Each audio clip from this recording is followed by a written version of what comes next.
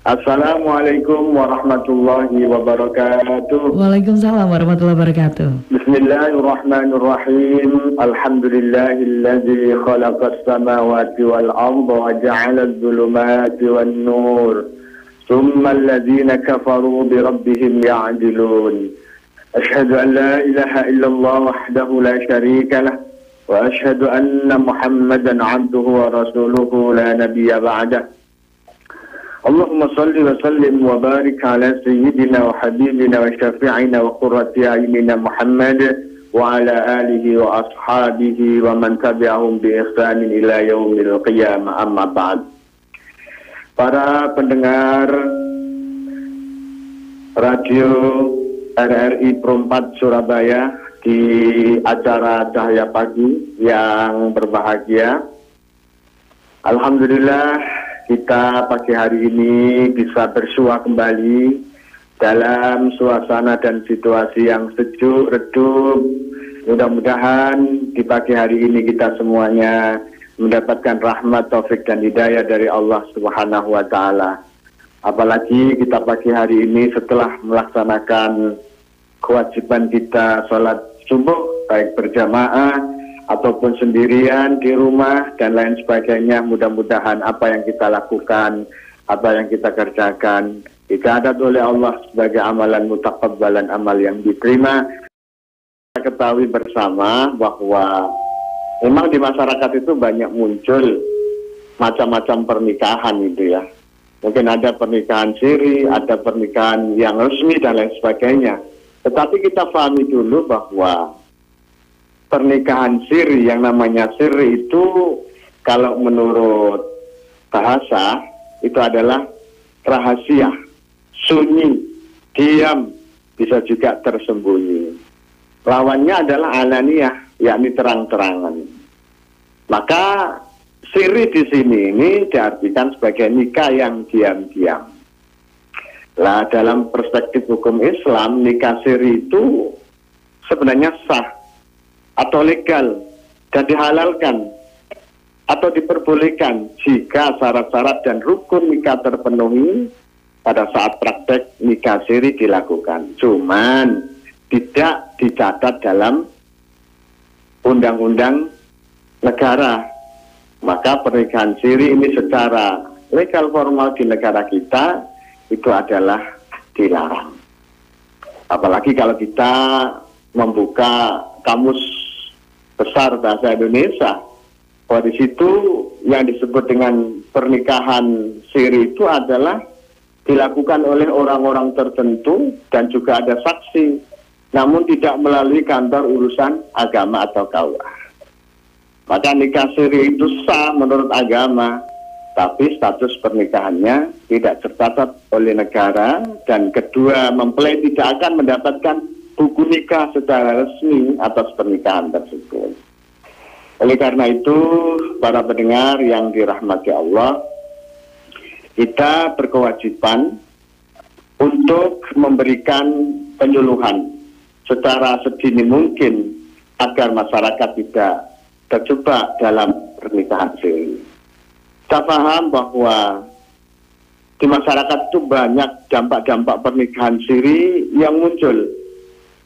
Di antaranya yang pertama, pernikahan atau perkawinan itu dianggap tidak sah secara negara. Yang kedua, apalagi anak hanya mempunyai hubungan perdata dengan ibu dan keluarga ibu. Ini dijelaskan juga di dalam pasal 42 dan 43 Undang-Undang Perkawinan. Kemudian istri dan anak juga tidak berhak menuntut nafkah atau warisan. Kemudian juga kepentingan terkait pembuatan KTP, KK, paspor, serta akte kelahiran anak mengalami kesulitan dalam pembuatannya karena tidak adanya bukti pernikahan berupa akte atau buku nikah. Oleh karena itu, para pendengar yang dirahmati Allah, ada beberapa penyebab kenapa seseorang itu menikah siri. Padahal kita paham bahwa kalau pernikahan itu dilakukan di KUA itu gratis, tidak bayar. Tetapi kalau di luar kantor atau di rumah, di luar jam kerja, maka harus membayar 600 di bank yang ditunjuk. Maka tidak ada alasan sebenarnya seseorang itu melakukan nikah siri. Tapi kalau kita lihat beberapa referensi terkait dengan pernikahan siri itu mungkin karena masalah ekonomi, kemungkinan kemampuan finansial, keinginan untuk berpoligami juga muncul, kemudian menikah belum waktu atau belum usia yang secara resmi menurut negara sudah dilaksanakan lah, mungkin karena faktor-faktor lain yang kadang-kadang kita tidak mengetahui secara jeli, apakah mungkin LKMD, laki kari meteng duluan dan lain sebagainya, naudzubillah min dzalik. Oleh karena itu para pendengar yang dirahmati Allah, kita jelas di dalam pernikahan di Indonesia itu memang harus dilakukan secara alamiah, secara terang-terangan. Kita paham juga secara terang-terangan tadi saya sebutkan bahwa harus memenuhi beberapa persyaratan yang harus dilalui atau dimiliki. Yakni ada, kalau kita melaksanakan nikah secara alamiah, secara resmi, maka harus ada kedua mempelai, juga ada wali nikahnya, mungkin juga ada saksi, bukan mungkin ya, saksi dua minimal laki-laki yang adil, kemudian ada ijab kabul atau akad nikah, kemudian ditambah dengan mas kawin. Itu secara alamiah. Tetapi kalau masih ada saja mungkin di masyarakat yang melakukan nikah siri, maka mungkin mereka mempunyai pedoman bahwa yang penting nikah, siapapun yang menikahkan, nah ini yang harus dihilangkan pemahaman ini di masyarakat. Jadi sekarang sebenarnya negara ini sudah mengatur secara jelas bagaimana perkawinan dilakukan secara sah menurut agama ataupun menurut negara. Kalau kita merujuk di dalam berbagai undang-undang, nikah siri itu merupakan perkawinan yang bertentangan dengan peraturan perundang-undangan. Berdasarkan di pasal 2 nomor 9 tahun 75. Kemudian diperbarui lagi aturan-aturan itu yang kemudian muncul bahwa pernikahan itu sah ketika dilakukan di depan petugas kantor urusan agama, dalam hal ini adalah penghulu. Para pendengar yang dirahmati Allah, kemudian kalau kita melihat lagi bagaimana sih para mazhab fikih dalam menentukan hukum nikah siri itu, maka banyak diantaranya mazhab Maliki. Nikah siri itu pendapat beliau adalah nikah yang dirahasiakan karena sesuatu maka tidak haram. Itu menurut mazhab Maliki. Tidak lagi kalau menurut mazhab Hanafi.